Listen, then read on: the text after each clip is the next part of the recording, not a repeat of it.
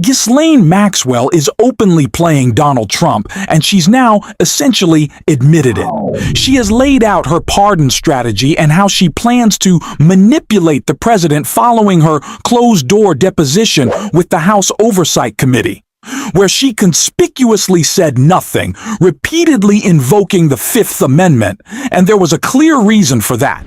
She had nothing to gain this time. The last time Maxwell spoke on the record, however, she had everything to gain.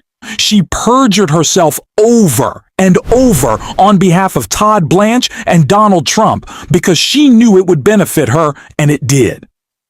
She was transferred to what amounts to a 5-star prison facility in Texas, where she has reportedly bragged about her living conditions. That context explains why Maxwell is now openly signaling what she wants next, while also blowing the lid off Trump's broader plan. Newly surfaced prison footage is revealing far more than just the comfort of Maxwell's confinement.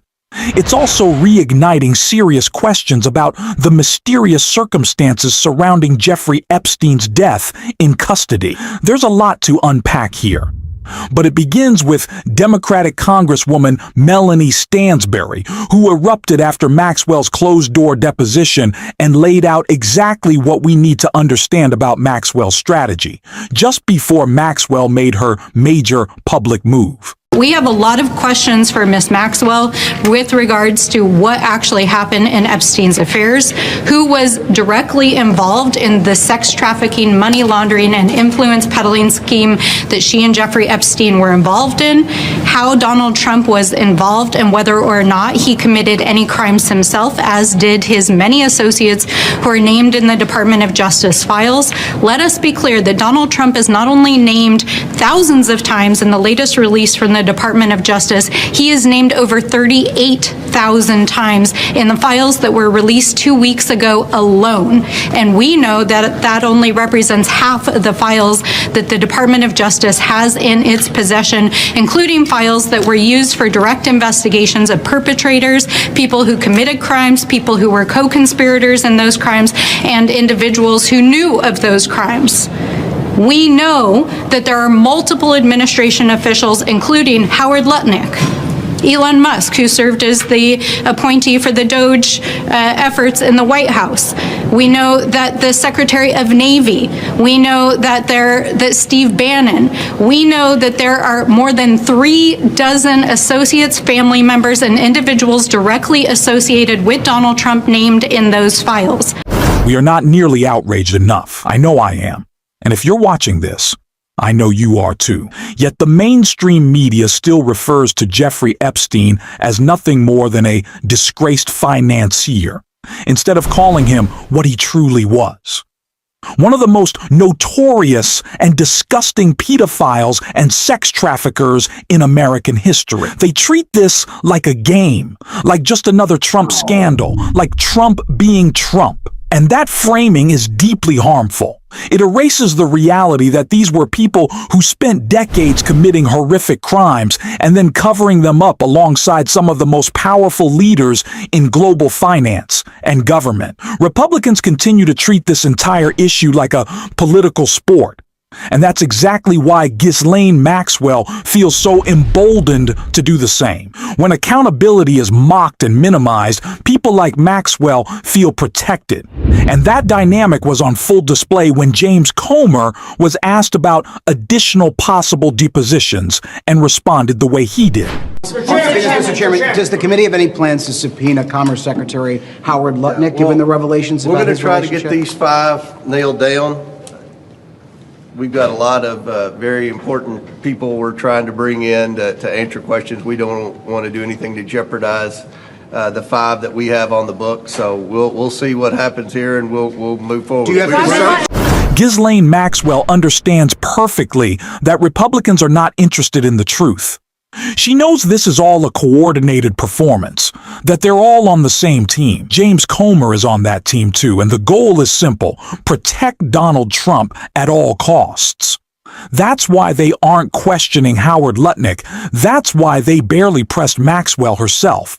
And that's why the Clintons had to negotiate strict limits so their deposition would focus solely on Epstein, limits that Donald Trump then undercut by forcing the testimony behind closed doors. This isn't about accountability. It's about control. It's about running a political game that shields Trump from exposure. And that's exactly why Maxwell felt confident enough to play her own game, making her move only after her deposition was safely out of public view. Maxwell makes brazen play to Trump at Epstein grilling. Ghislaine Maxwell is refusing to answer questions from Congress about pedo Jeffrey Epstein unless she is granted clemency by Donald Trump. The convicted trafficker floated that both Trump and Bill Clinton were innocent on Monday, but she would not share any more than that. The longtime Epstein accomplice instead invoked her Fifth Amendment right not to self-incriminate during a virtual appearance before the House Oversight Committee. It is no surprise to me that Ghislaine Maxwell is trying to get herself a pardon. It's not a shock. It's a little bit surprising how blatantly she is attempting to do so, how she believes that the only way to get to Trump is by playing the media game, floating that she can make sure that both him and Bill Clinton, no one's ever talking about them again as long as he gives her some clemency.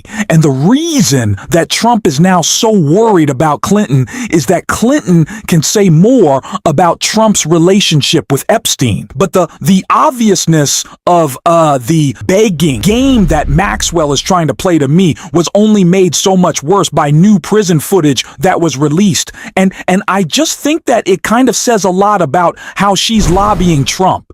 This footage of Ghislaine Maxwell in her prison cell, her original prison cell in Tallahassee, walking around pacing, and described with sympathetic language saying that she was uncomfortable, which is good.